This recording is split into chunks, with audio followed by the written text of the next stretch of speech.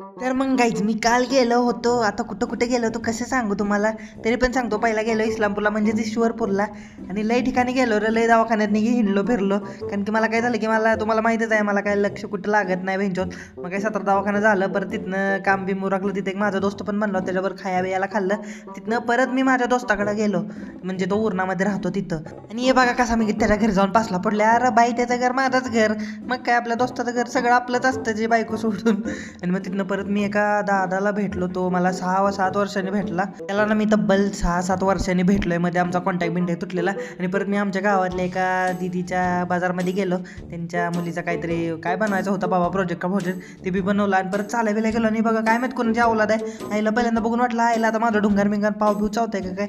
मग काही चावलं बिवलं नाही. परत घरी बिरी आलो आणि ही बी काचोट बघा कसं, कारण की ती कुत्रं माझ्यासोबत खेळ होतं, त्यामुळे ह्याला वास लागला असणार. आणि मग माझ्या ढुंगणा बिंगणं सगळीकडनं वास बेस घेत होतं. याला लावड्याचं कुठलं असं वाटतं